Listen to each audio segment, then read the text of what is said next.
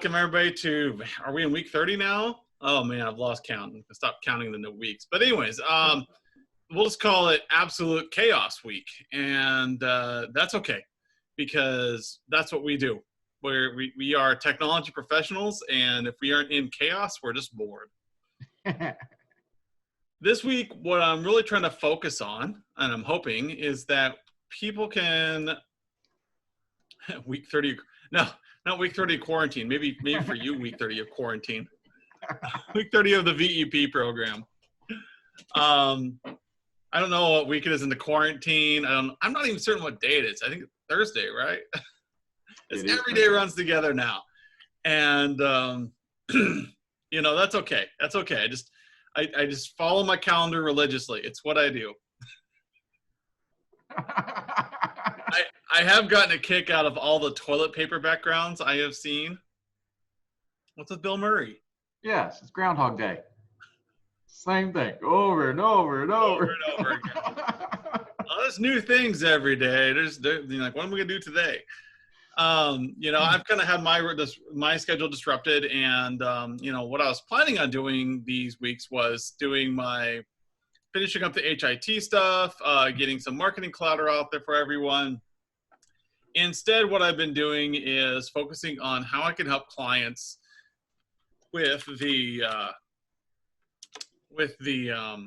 remote working situation.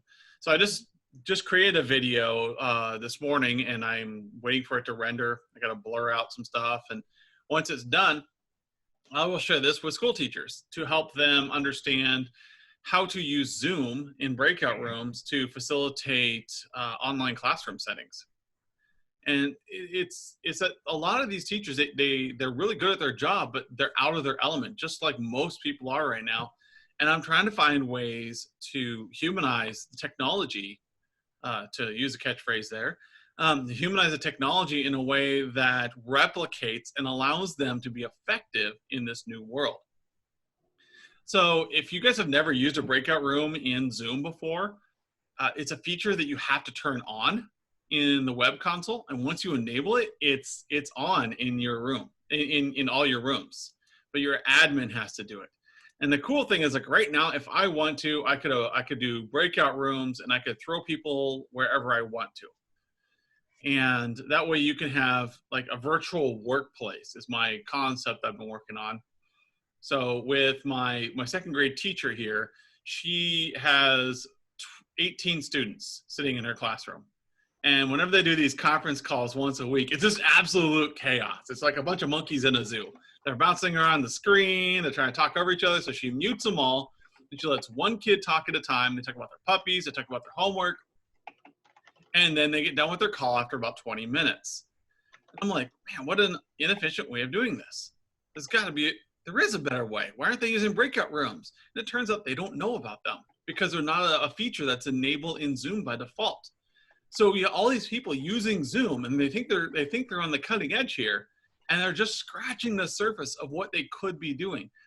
And it's because I use this quadrant illustration all the time when I talk about management. So you start off in quadrant 1, means that you're a new hire, you're just getting used to something. You need a lot of documentation, a lot of hand-holding. You move into quadrant 2, when you go, okay, I've been using this thing for a little while. I got it. It's familiar to me, but I still don't quite understand it. Move into quadrant 3, and quadrant 3 is like, okay, I get this.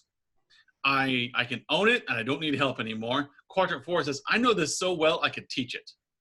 And those quadrants apply to almost everything you do in the business world. So like when you get a new technology as an enthusiast, we're like, okay, we start in like quadrant 2 because we've already worked with firewalls before, but we haven't worked with this particular brand of one before. So we had to ask for help and do all this stuff.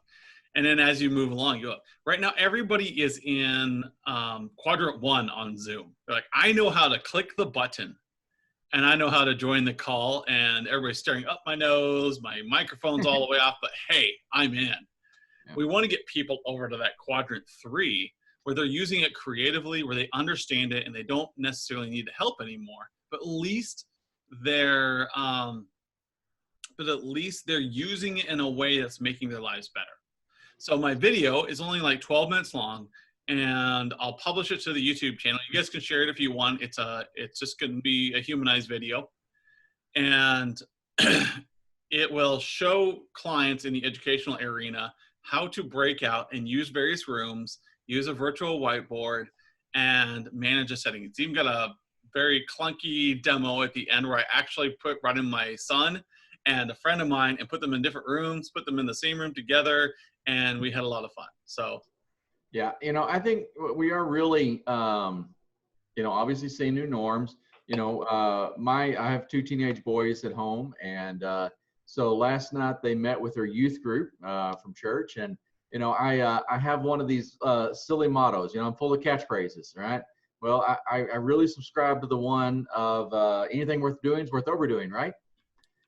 So when they put out the little announcement that we're gonna have this little youth meeting via Zoom, I thought, well, hey man, we can do this. So just to kind of step it up a little bit, I put my boys in separate rooms, set up the whole deal. So one of them made it, their entry in from Tony Stark's lab out in California, and the other one set in on from the Jedi Council.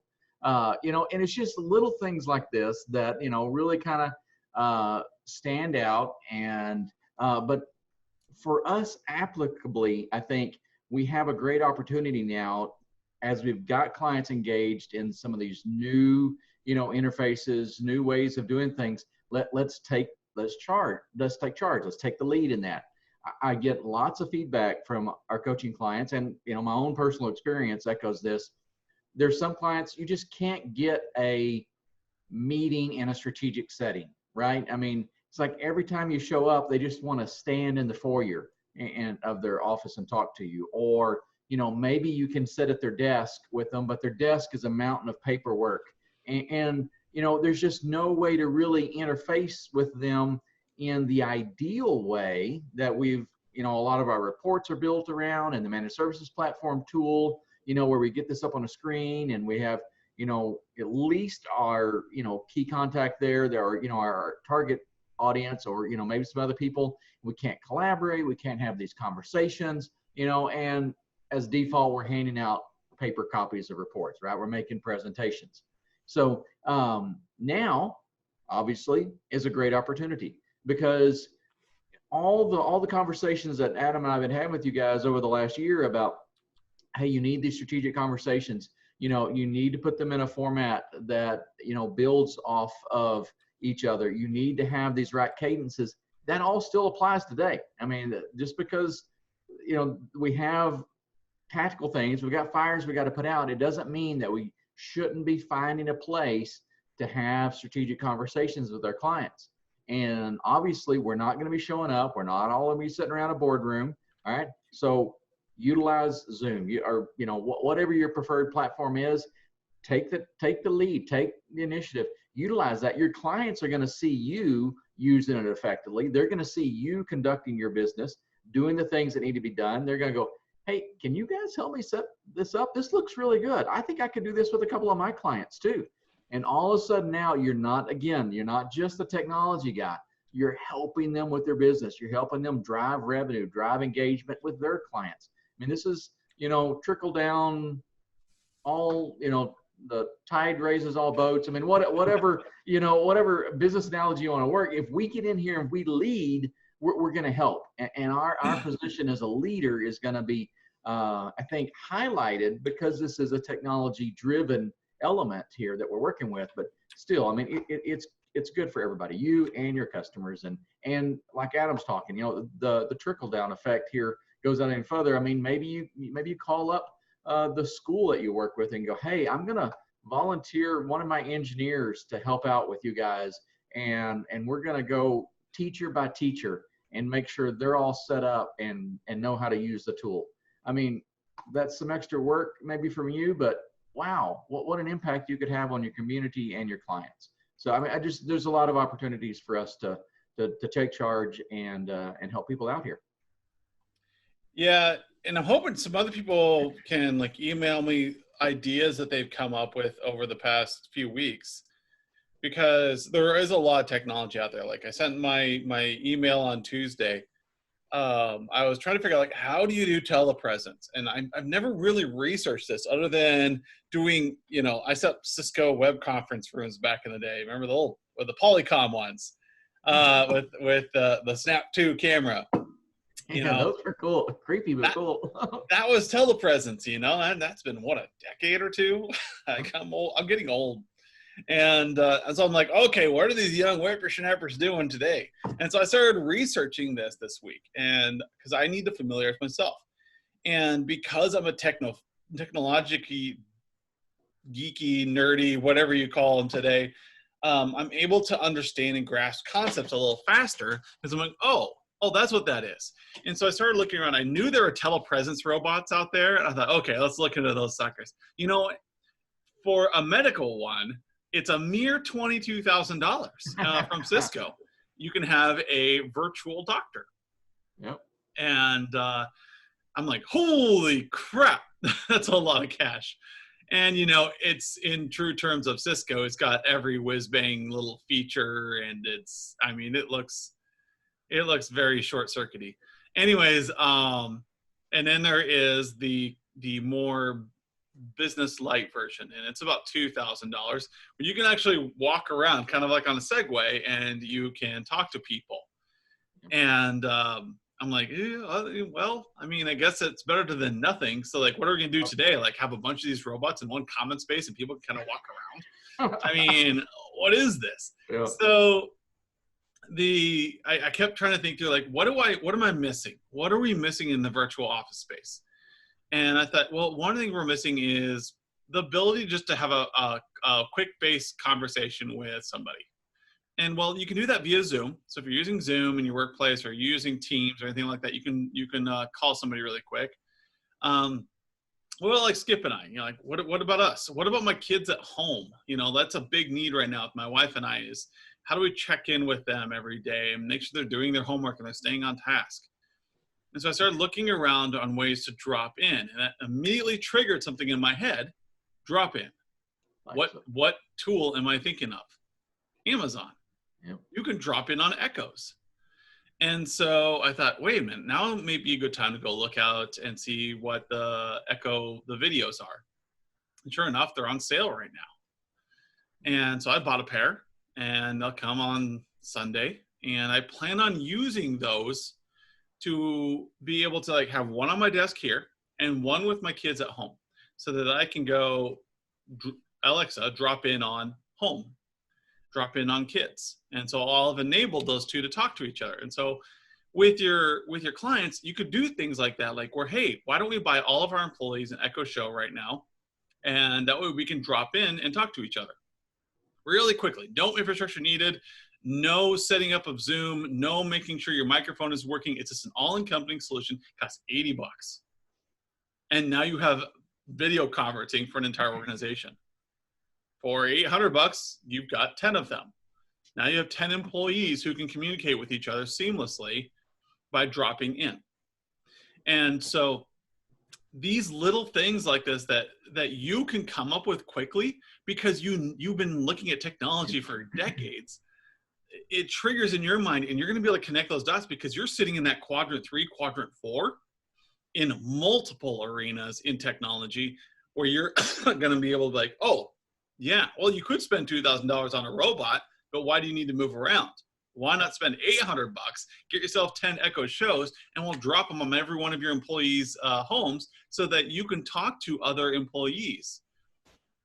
And so that's something I'm testing out this week. Maybe it won't work. Maybe it'll be a crap show. Maybe it'll just be the most awful thing ever.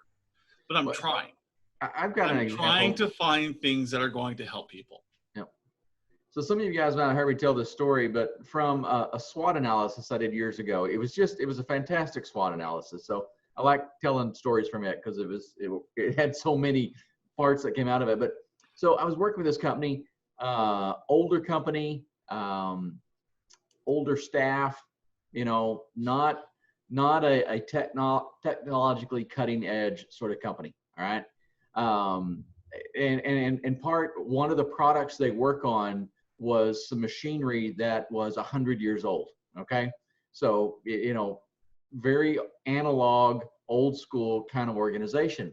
But, you know, one of the things that, long story, I'll try to shorten it down, they had a lot of intellectual property sitting in people's heads, and not good mechanisms to get it out and get the younger staff and the new guys coming on board. So, you know, I threw out kind of a wild idea for them. I said, hey, you guys need to look at augmented reality.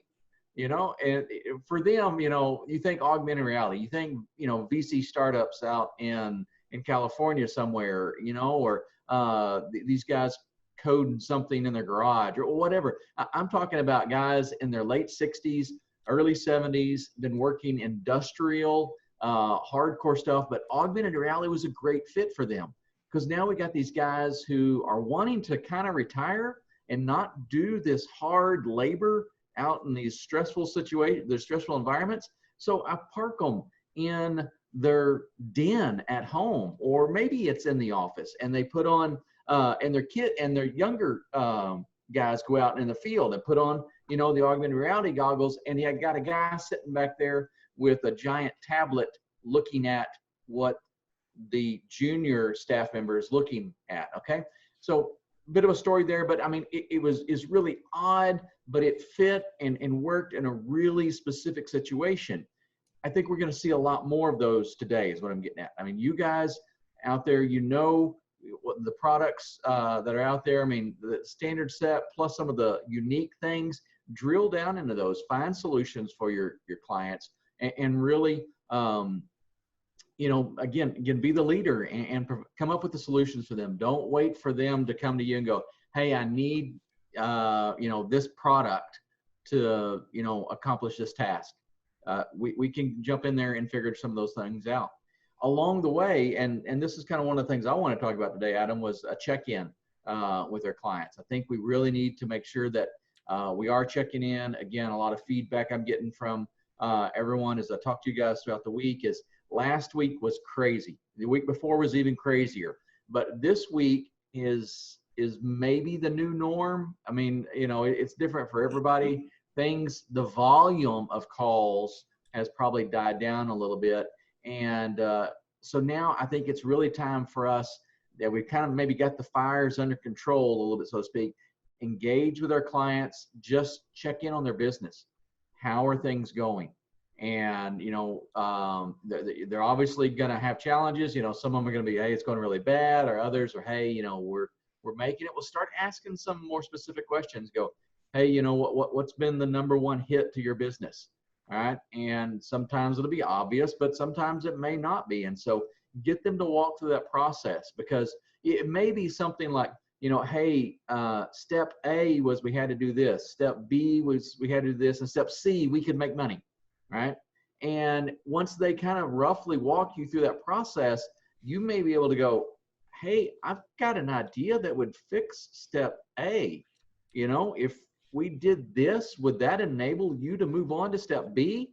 Your clients may go, wow, yeah, I mean, not for every case, but I mean, that could really be a shot of revenue or a shot of, you know, fresh business for us. And again, you go back to being the person that can, you know, drive the business, provide solutions, and it's not you being the expert. That's another thing that's kind of come up in several conversations here over the last couple of weeks, is we don't have to be the subject matter experts. Okay, reach out to your clients, let them be the experts in their business, their industry. They're there already. Just ask the leading questions. You be the technology expert, and then you help them put the pieces together. So this week, well, we're late in the week, so, you know, go ahead and kind of kick it in high gear, and definitely next week, be looking for opportunities, make intentional connections with your clients to drop in, you know, to check out whatever you're doing to make sure you're following up on how their business is doing, not just how their technology is doing.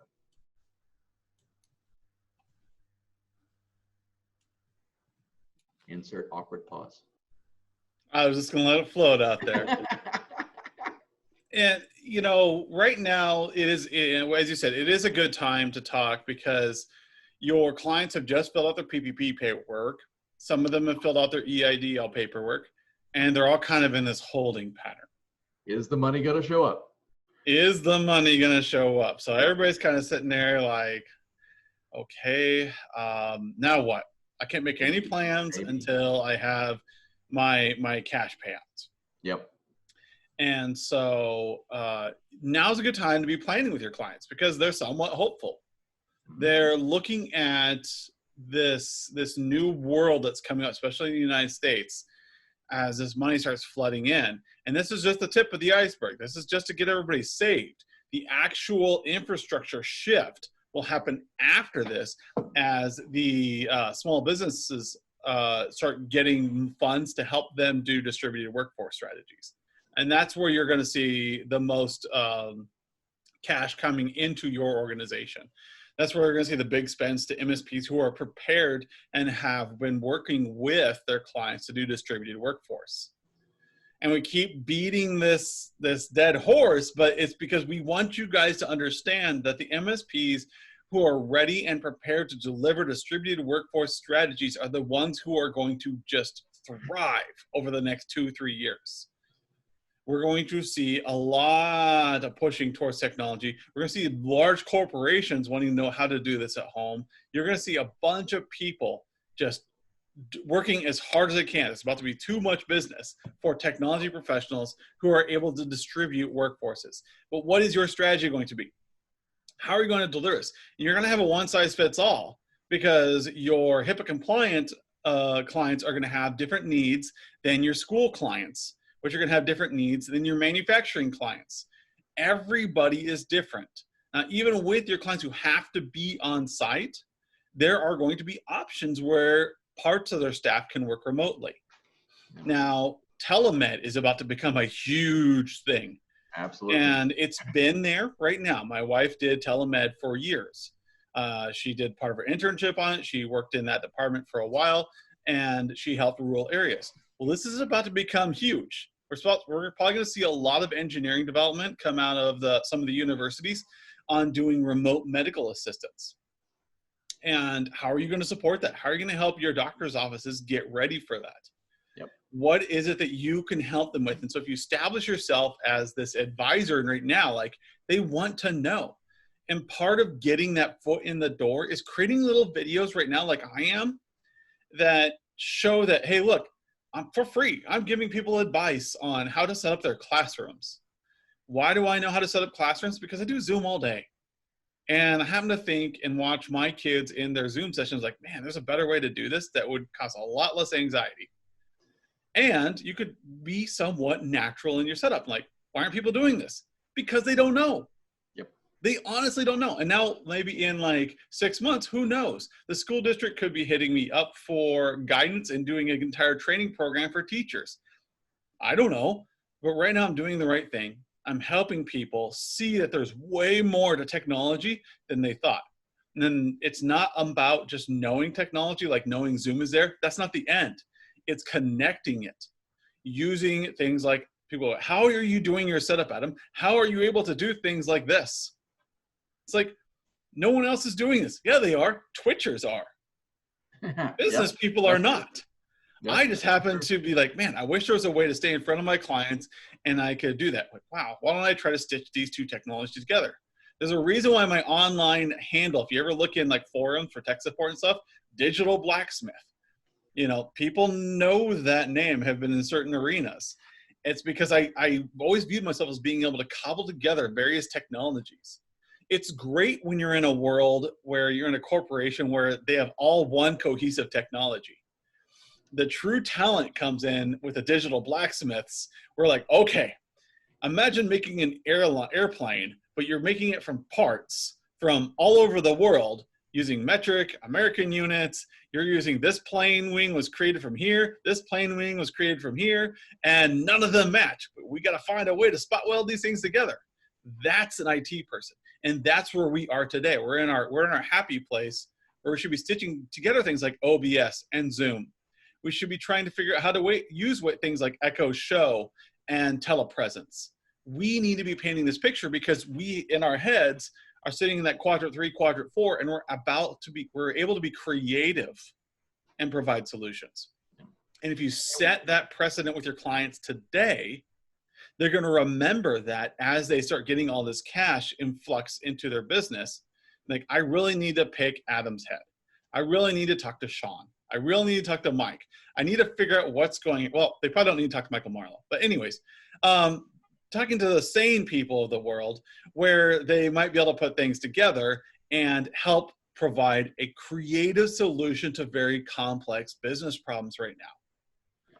And when they start seeing that narrative, people know in my social circles, like, okay, Adam, I don't know how to use Steam on a Chromebook. And you know what my answer to them is right now? I'm like, neither do I. But to the Googles, you know, and we start stitching things together.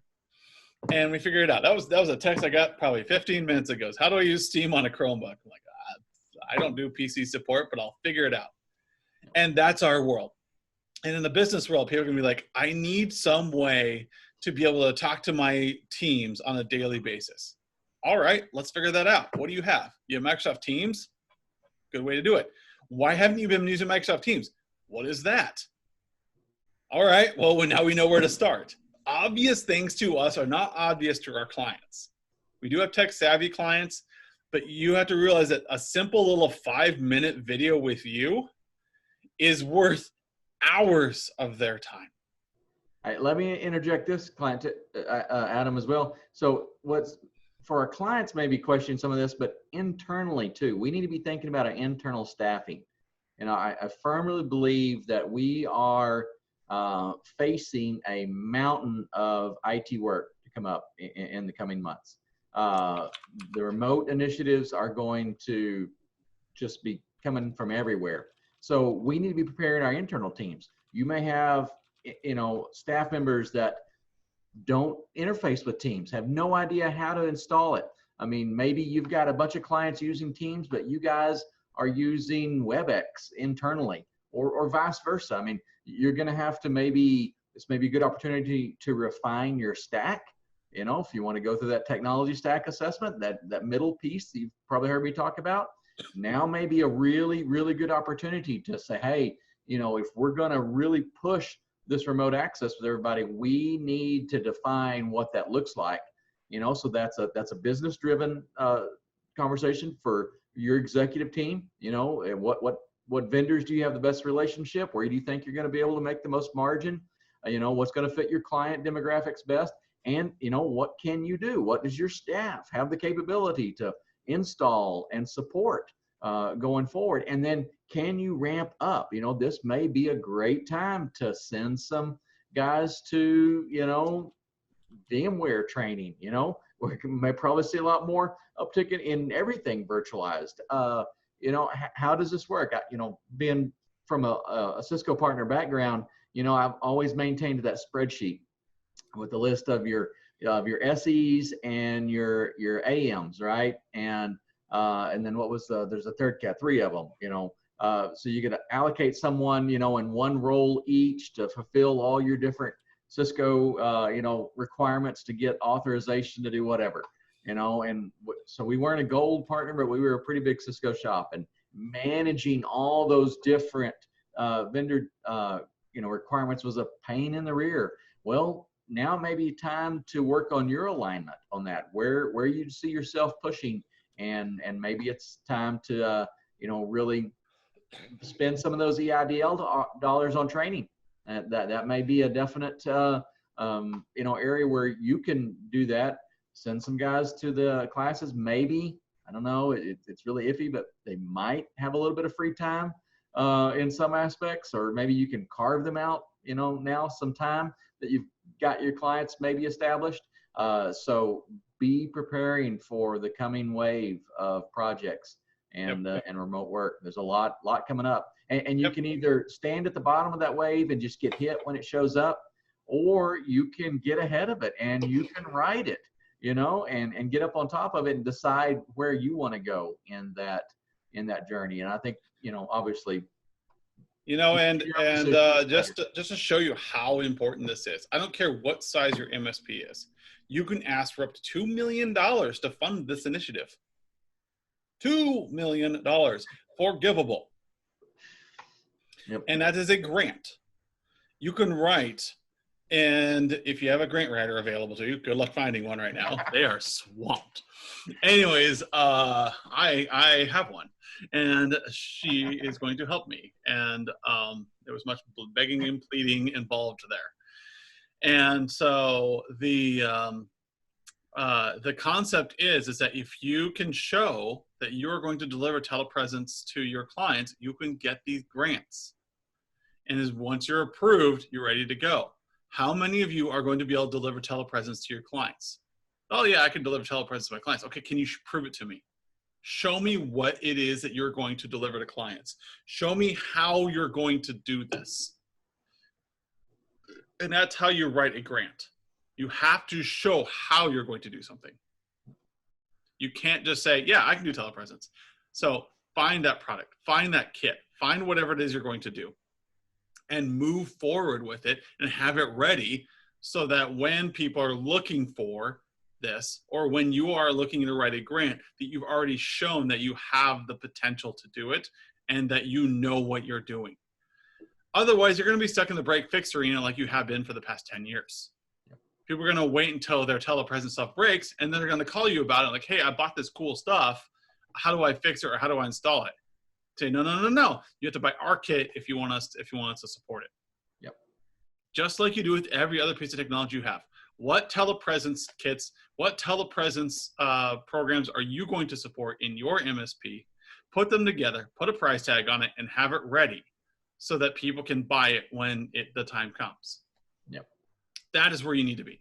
That is the thoroughness that you need to be looking for here. If you're stuck break fixing right now, if you're stuck running around in your MSP trying to break fix and keep servers up, I get it. But if you want to shift gears, you're going to work a little harder, and you're going to start coming up with these new product lines that you can offer your clients within the next 2 weeks. Yep. And that's just the way it is. So if anybody has any questions, feel free to reach out. I'm planning on continuing to develop out things like, as you saw here, like the HIT. You'll be seeing videos coming from me on how to do quick little things for teleconferencing, how to help people out here and there. I have been just pushing out videos. I'm trying to create my presence so that people can see that Adam knows what he's doing on video stuff. And, we've got this new website that I kind of threw together to kind of highlight the Humanize IT difference. You're welcome to use our commercial over here if you want to push like why your program is different. And we follow the Humanize IT framework, and that's kind of this site here that I've been throwing together. But this has also been put on the back burner for me because I'm trying to help so many people at once right now. But I've got to float it all. I've got to do my best. So that's what you can expect to see more of out of Virtual C. More videos being posted on our Facebook channel, more videos being posted on our YouTube and Wistia channels for the for the paying BEP customers. And you're going to see a much louder presence for Humanize IT as we create this narrative amongst all of our clients that we are here to help them and humanize technology in a way that helps them understand and succeed in their businesses. In the meantime, good luck to everyone. Keep the questions coming on email. I've been getting a lot of them. I think Skip's been getting a lot as well. And I'm just trying my best to keep up. If you need me in the Slack channel, you can always add me to your Slack or request to be added to Slack, and I'll put you in the channel. Until then, we'll see you guys all later. Coaching at virtualc.biz. We're always around. See you.